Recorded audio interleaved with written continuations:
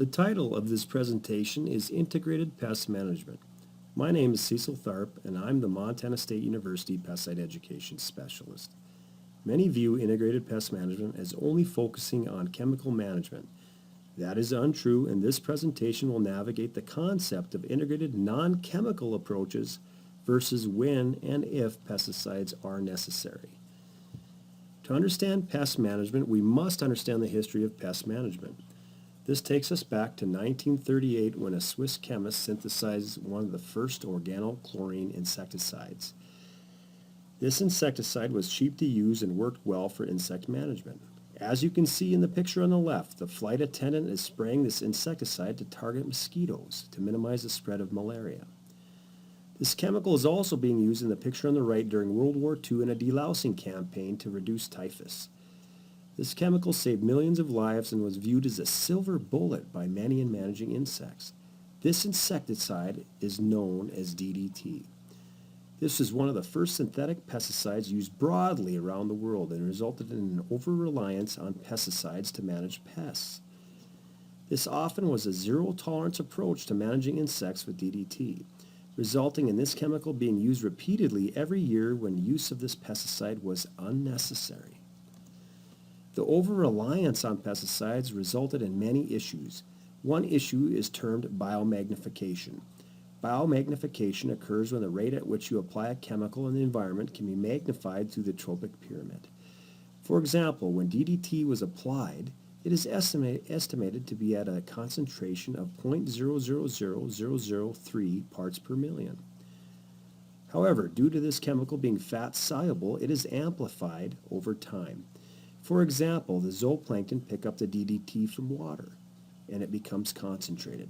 And the small fish ingest the zooplankton, and the large fish ingest the small fish. And finally, predators ingesting large fish receive a concentration of DDT that is 10 million times that of what was initially applied in the environment.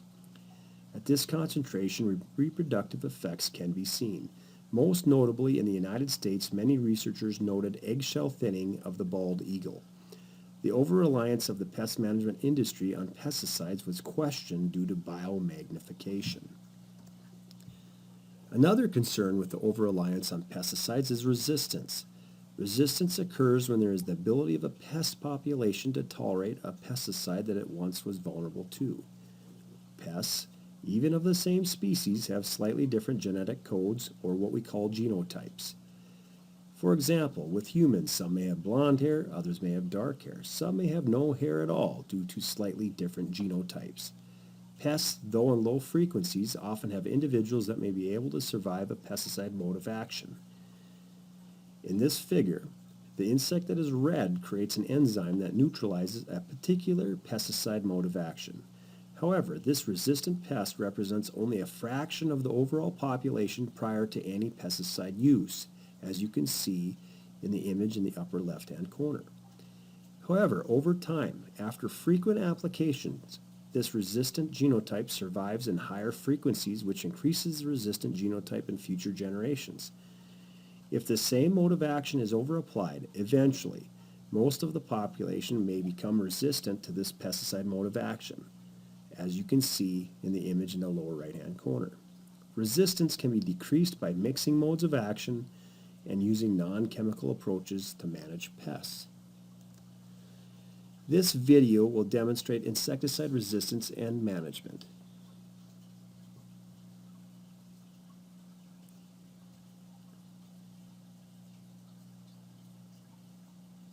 Here we see a population of pest insects. If you look closely, several individuals look slightly different. These unique individuals represent the small number of mutant, insecticide-resistant individuals that occur normally within any population.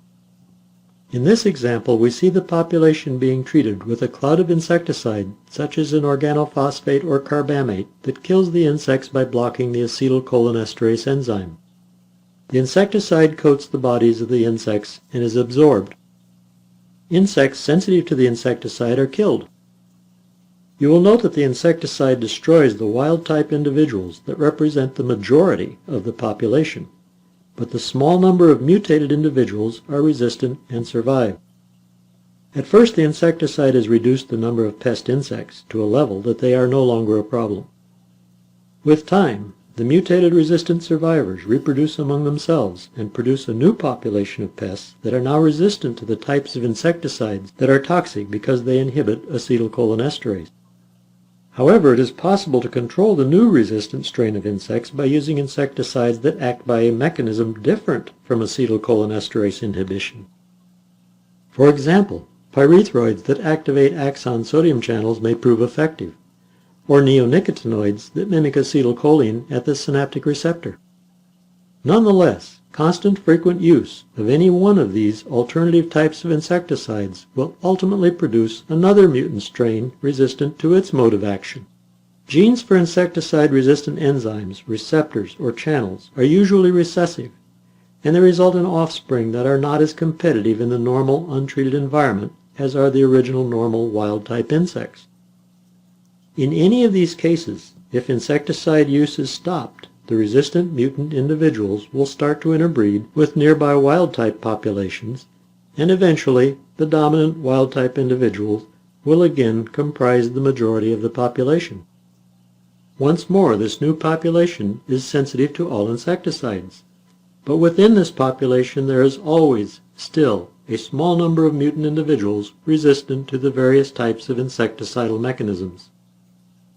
Resistant mutants will again become predominant if the same insecticide is used repetitively to control the pest population. By understanding the functioning of the nervous system and the action of pesticides, it is feasible to manage insecticide resistance. Insecticide resistance and its management is a major reason why it is important for pesticide workers and home users to understand the basic principles underlying interactions between toxic chemicals and biological systems. By understanding their action, insecticides can be used safely and effectively with minimal ecological impact, and resistance can be prevented or managed. Due to the many concerns with the over-reliance on pesticides, pest managers and scientists have determined integrated pest management to be the best approach to managing pests. Integrated Pest Management, otherwise known as IPM, uses a wide range of pest control methods only after taking into account the life cycle of the pest, the interaction of the pest with the environment, economics of applying a pest management technique, and hazards to people, property, and the environment by using a pest management method. There are many benefits to implementing an IPM program. Balanced ecosystem, reduces the reliance on pesticides, reduces resistance to pesticides, saves money, results in a healthy environment and a better public image. We will mention only a few common pest management strategies. These include chemical, cultural, mechanical, physical, biological, regulatory, and genetic pest management strategies. One IPM approach is chemical or pesticide management. This is the use of naturally derived or synthetic material to kill, attract, repel, regulate in any way, or interrupt the growth of reproduction of pests. Cultural control is a common preventative or suppressive type technique. Cultural control alters the environment to disrupt the life cycle of the pest. Some examples would be rotation to alternative crops, tillage, use of fire, and use of cover crops. This represents one of the most common pest management categories used, which may minimize expensive pesticide applications. The next pest management strategy is mechanical or physical control. Mechanical physical control kills a pest directly through physical means or directly impacts the pest by making the environment unsuitable. Some examples would include traps for rodents, cloth mesh for birds, mulch for weeds, and caulk to seal structures from insects. Another pest management strategy that has been around for thousands of years is biological control. This is the use of predators, parasitoids, or pathogens to control pests. This is an old management technique that was temporarily lost when we became dependent on chemicals to manage pests through the early to mid-1900s. Biological agents tend to take years to become established and seldom will eradicate a pest population. For that reason, they are not a reliable pest management tool for high-value crops that demand immediate management to alleviate economic losses. Biological controls will suppress pest populations if introduced correctly, but tend to find a cyclic predator-prey curve over time. Broad-spectrum insecticides are often incompatible with the introduction of insect biocontrol agents, as predator parasitoids are often susceptible to broad-spectrum insecticides. There are many examples of biocontrol agents, some that may be interpreted as pests. The upper left image is a ladybird beetle larvae that is an effective predator of aphids. This is the immature stage of the adult ladybird beetle. The lower left image is a green lacewing that also ingests aphids, but also ingests grasshopper and alfalfa weevil eggs. In the upper right image, one can view a robber fly, which is a generalist predator of many pests. Very similar to the spider in the lower right-hand corner, which is also a generalist predator. Generalist predators are not as effective at minimizing pest populations as a selective predator such as the ladybird beetle, which specializes only on ingesting aphids. However, they provide a net benefit to the ecosystem by suppressing a multitude of pest populations. Alternative biocontrol approaches may be effective on a smaller scale, such as around the home and garden. Chickens or guinea hens can be quite effective in suppressing grasshopper populations on a small acreage or around the garden. However, homeowners should cover their gardens, as chickens or guinea hens often will target tomatoes and other vegetables in the garden as well. Floating row covers, though not possible in large-scale ag, may be an alternative over a homeowner's garden. One should consider all management options before resorting to just insecticides. Pathogens also may be used to effectively manage pest populations. These biocontrol agents vary, but some common insect pathogens include the bacterium Bacillus thuringiensis to manage mosquitoes or caterpillars, the fungi Beauveria bassiana to manage termites, thrips, whiteflies, or aphids, and finally the well-known protozoan Nosema locustae that targets grasshopper populations. Biocontrol is an alternative to consider, but usually takes some time to become established and is very selective to environmental conditions. Regulatory control usually is used by government agencies in quarantine or eradication efforts. Some common examples would be zebra mussels and boat check stations, or mosquito spraying to eradicate the Zika virus. Two genetic techniques that may be used to resist pest problems. One is termed plant or animal breeding, while the other is termed transgenics.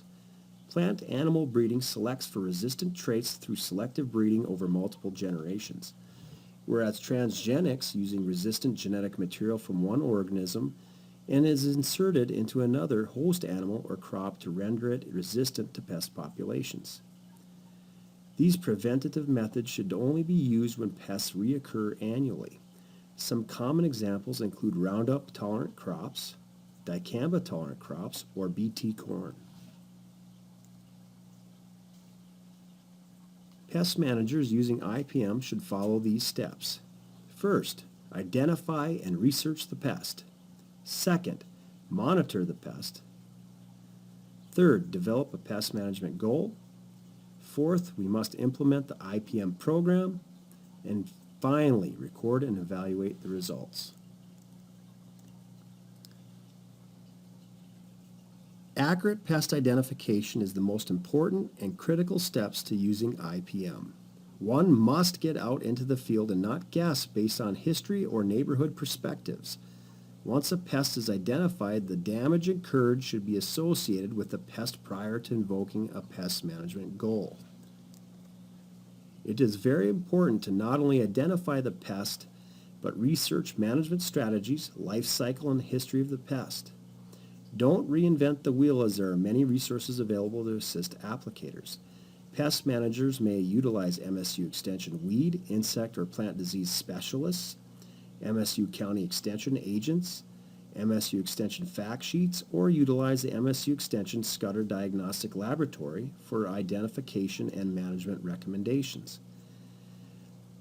By simply Googling High Plains IPM Guide, pest managers may find online information on a wide array of pests. Part of step 1 is not only to identify the pest, but to research the pest to enable a pest manager to categorize whether the pest of interest is a key pest, secondary pest, or occasional pest. A key pest causes major damage on a regular basis. In this case, preventative techniques may be considered. A secondary pest is caused by the elimination of the key pest or by the use of techniques that benefit the secondary pest. An example of a secondary pest outbreak would be using a broad-spectrum insecticide to manage alfalfa weevils. This often results in a secondary pest outbreak of aphids from the simultaneous elimination of all insect predators that are suppressing aphid populations. An occasional pest causes problems periodically due to vulnerabilities in the pest's life cycle or susceptibility to environmental conditions or human activity that vary from year to year. Step 2 is pest scouting and monitoring. Populations should be monitored on a regular basis. However, monitoring techniques vary and are dependent on pest species you wish to monitor.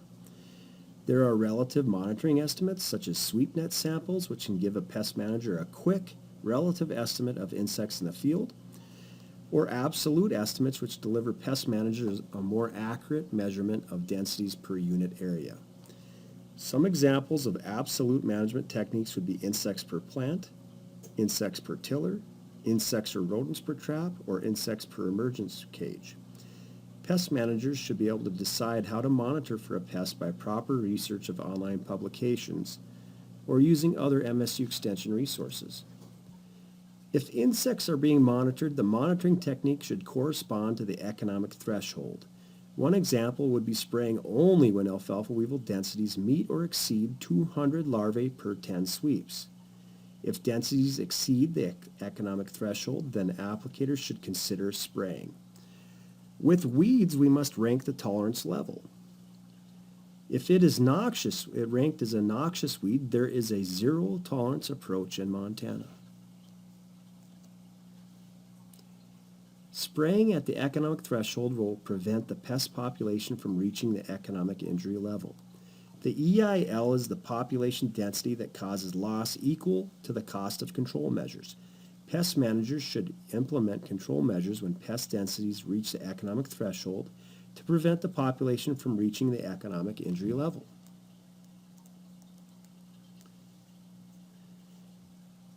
Economic injury levels and economic thresholds take years to establish. They often are PhD projects in themselves and get outdated over time as changes in the cost of pest management and commodity prices can dramatically change the EIL and economic threshold.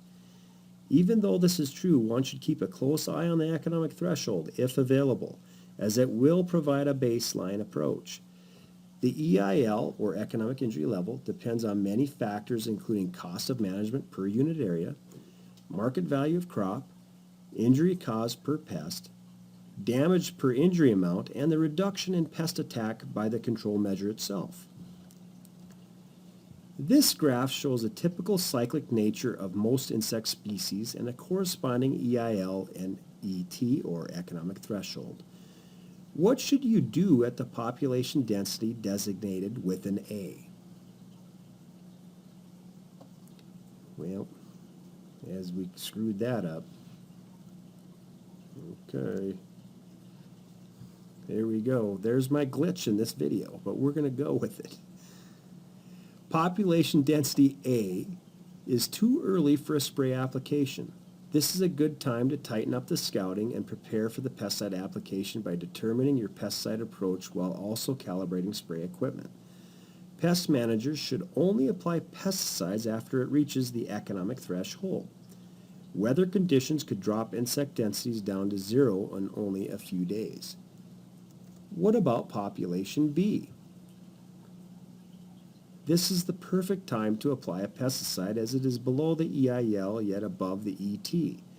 Hopefully the pest manager is prepared to make the application or invoke a non-chemical approach to manage the pest outbreak. How about population C? This is a judgment call. If the crop is a complete loss, then it may be too late to justify a spray. You may need to do a little research on the damage to the field. In addition, the pest population may be declining whether you spray or not. If it looks like the pest is going to spread to adjacent high-value fields, one may still wish to spray. That is why it is wise to monitor frequently and spray as soon as it exceeds the economic threshold. Once thresholds have been identified and scouting is occurring, one should develop the pest management goal. Is the goal prevention, which prevents the loss or damage from pests? Prevention techniques are often used when a proactive approach can be used since the pest occurs predictably every year. If a pest is not predictable from year to year, prevention would not be a wise choice. Some preventative techniques would include seeds treated with pesticides, planting tolerant varieties, or rotation to non-susceptible crops. When pests are not predictable but occur periodically, individuals may choose a suppression type approach. Suppression is a reactive strategy if you need immediate results. This method is used for pests that are not predictable from year to year and often include broadcast pesticide sprays in efforts to suppress pest populations. The last pest management goal is eradication. The goal of eradication is to completely eliminate a pest and is usually quite expensive. This pest management goal uses a combination of approaches simultaneously and is usually unsuccessful. This is often employed as part of a regulatory quarantine for newer exotic pests that may impact various markets. Step 4 would be implementing the entire IPM program. This would include using proper identification strategies, monitoring techniques, and pest thresholds to determine when to use a pre-selected pest management tactic or a combination of tactics. Step 5 is recording and evaluating results of the selected IPM approach. By making notes of successes and failures of an IPM approach, pest managers can redirect the IPM program when needed. Pest managers must be willing to change a plan if they are not seeing results, or at least determine why a pest management tactic did not work properly. Let's practice your IPM skills by reviewing an actual scenario that occurred around 2005 in Choteau, Montana.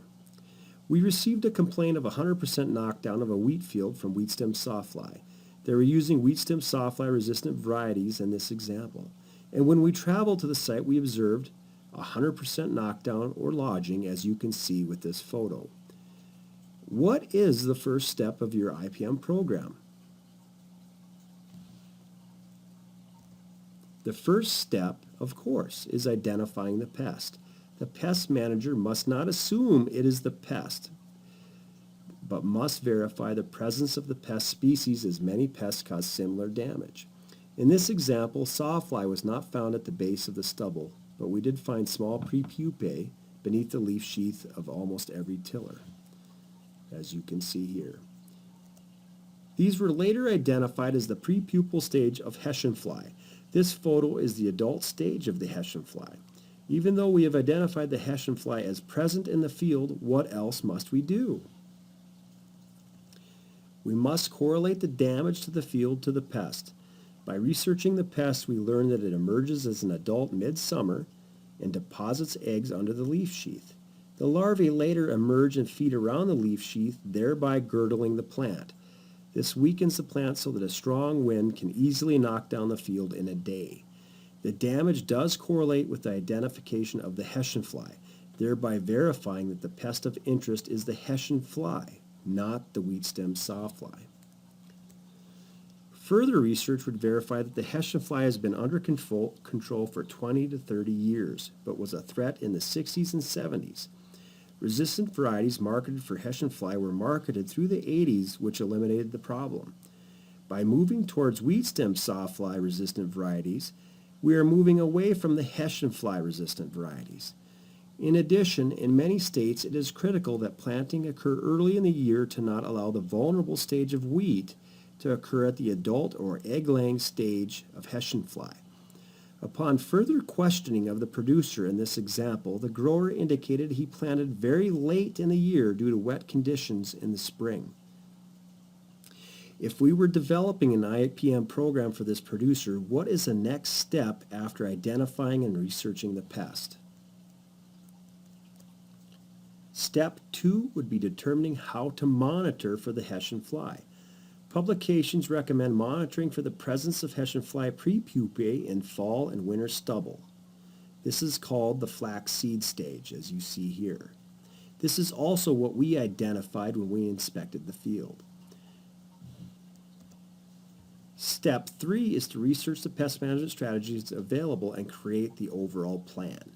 Hessian fly was relatively under control since the 70s due to tolerant varieties, as we mentioned before. However, no tolerant varieties are now available. We can't apply broadcast chemicals to suppress already existing populations, as the adults disperse over many weeks and are difficult to target. However, producers can use insecticide seed treatments to proactively protect small grains.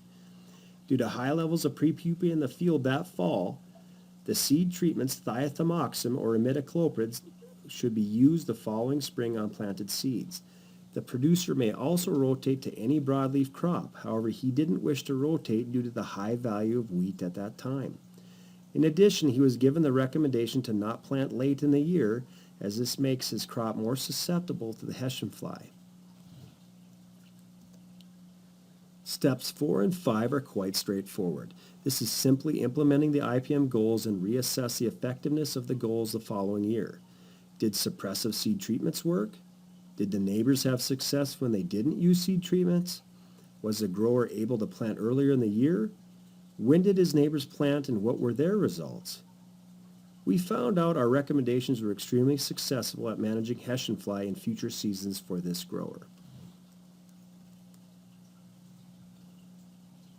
In scenario number 2, we were called into a spring wheat field in 2004 near Moccasin, Montana. The producer indicated they had a huge infestation of something but needed help figuring out what it was.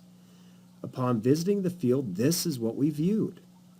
What does this look like to you, especially if you don't get out of the car?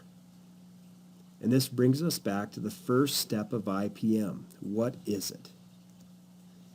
Step 1 includes getting dirty and actually identifying the pest.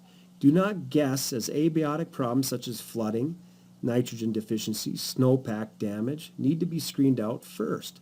Upon further investigation, we eliminated abiotic issues as the problem.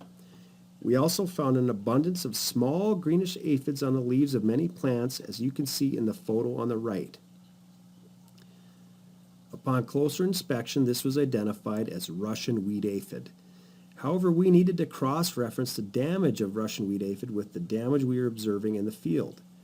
The photo on the left displays a typical symptomology from Russian wheat aphid, including yellow and red streaking of tillers as well as closing off of the tillers. We now successfully verified Russian wheat aphid as the pest causing damage in the field.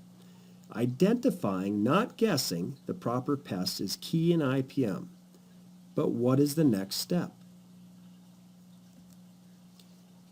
We should now research the pest since it is identified. This includes understanding the life cycle, how it causes damage, vulnerabilities, and pest management techniques. We find that Russian wheat aphid is not native and arrives with weather patterns on certain years. Russian wheat aphid causes direct damage through piercing, sucking mouthparts. In addition, these mouthparts often inject and spread barley yellow dwarf virus to cereals, which can wipe out a field.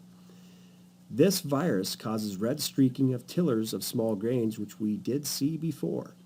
Russian wheat aphid is also extremely dependent on weather conditions and many chemical approaches, including proactive seed treatments or reactive foliar treatments, including the synthetic pyrethroid Warrior and the organophosphate Lorsban.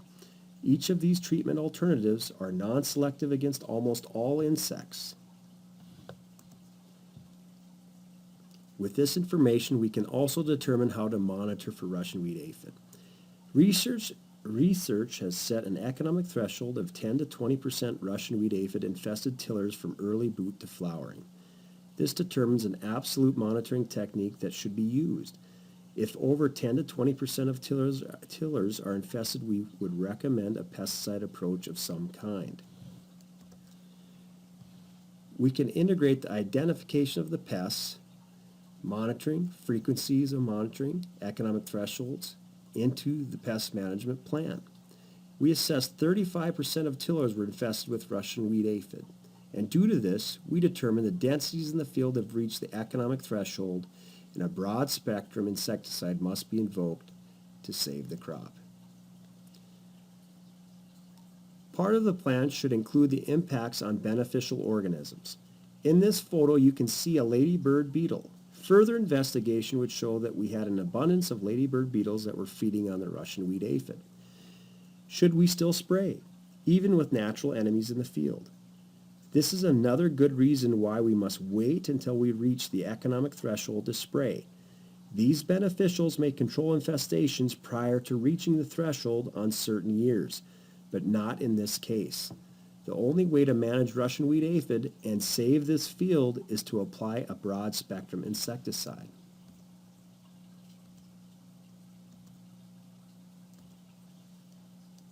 Now we need to choose which chemical we wish to use. You may consult MSU, online publications, or other ag consultants. MSU recommends the use of either Warrior at 3.8 ounces per acre or Lorsman 4E. We chose Warrior 1E in this instance. Following the steps of IPM, with this information we can implement the IPM program by spraying the field with Warrior 1E and monitoring after the application to determine efficacy. Since this is not a recurring pest, proactive strategies should not be invoked the following season. Monitor the following spring would be recommended to ensure the Russian wheat aphid is managed if it becomes established. That concludes this presentation on Integrated Pest Management. If you have any questions, feel free to contact the MSU Extension Pesticide Education Program by sending an email to pesticides@montana.edu or calling us at 406-994-5067.